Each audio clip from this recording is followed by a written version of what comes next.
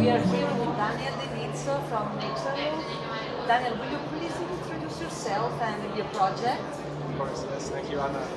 So we're here on behalf of Naturloop. So we are a startup coming from Switzerland, and we basically develop alternatives of wood-based panels. In this case, we've developed a product called Cocoa Board, which uses as a raw material coconut husk, which is a byproduct of a coconut production. Great. So where does the fiber come from, and what's the technology that you have developed? Yeah, so at the moment, our supply chain is based in the Philippines. So for the past 2 years, we've been working at consolidation methods, collection from farmers to use the product. But with that being said, it's really where the source is. So in the short term, we would like to use the Philippines, where a lot of this waste is coming, about 25% of local production is there.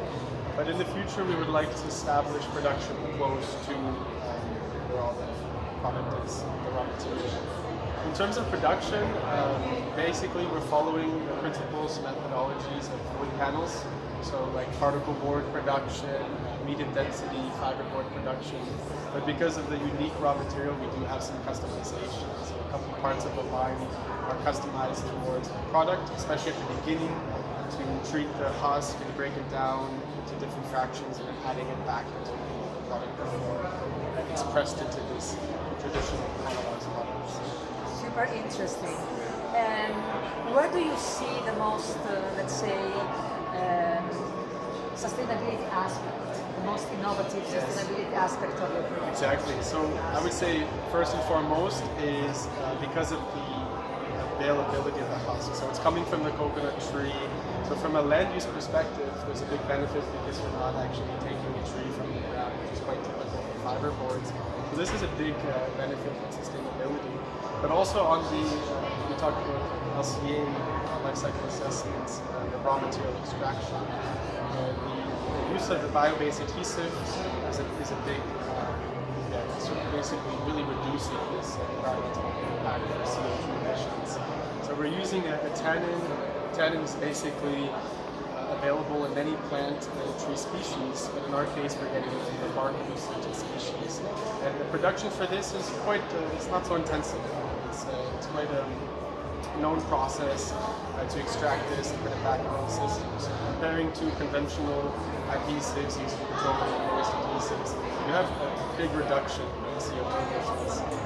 I would say this is one of the biggest areas for footprints. Understand. And where do you envision your material to be mostly applied in terms of applications? Well, that's part of the reason why we're here this week, getting into the hands of designers and really let the designers dream with it. So, of course, we have our ideas, like furniture is definitely a big one, right? So, traditionally, tabletops, cabinetry, and all these interesting things. But I think the more people that touch and feel the product, they want to start using it for more interesting accessories like lighting, even packaging and things like this. And we will, of course, welcome that. So our duty is really to get the product at a good quality and make sure it fulfills. It's easy to work with, easy to machine, it has good physical properties, and really let the designers come back to us to tell us where they would like to use it. Understood. And what's the developmental stage you are in at the moment, and what are the future steps of technical development of the material and also production, clearly? Production, of course, yeah. So at the moment, we're working at pilot production here in Europe. Our goal is to create large panels, industrial size panels. We'll be manufactured here in Europe with a partner. In the future, we'd actually like to push that production closer to the source. Like I said, the Philippines will be the first country where we put up a big factory, continuous production line with our customized equipment. So already towards the end of this year, early next year, we expect to have this in production, servicing customers, and we see a lot of interest in Europe at the moment. Of course, we want to have production. We see it ourselves. We've had the material on display in our office for just a couple of days, and we had a lot of people that came and were interested and made questions. The final question I would like to tell you is, how about aesthetics? So we've seen here around a lot of different materials. Some of them speak by themselves about sustainability. Others do not express the sustainability content very much. So how do you position yourself in this? How do you see this material in terms of aesthetics? Yes. Truthfully, when we first started the project, it was, this is going to be an MDF panel. It's going to be a replacement. It's going to be a substrate. We're going to put veneers on it, and we're going to coat it. Some samples here just to show. Exactly. This is an example of the material covered with some veneers, right? Yes, exactly, yeah. And really the product was, it was tailored to act like a fiberboard where you could machine it but also put these nice coatings. But the more and more that we started sending panels to interested customers, they actually said, we really like this, that this is where we would like to see the end application as much as possible, which pushes our research more into different coatings at the moment and going as bio-based as possible.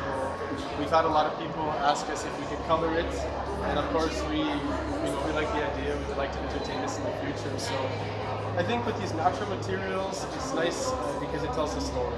You have a tropical product here, and I think it's creating a lot of interest. So the more and more that we can showcase it for what it is, the more we would support that. But that being said, if it acts as a substrate and it's a sustainable panel, we would also welcome that.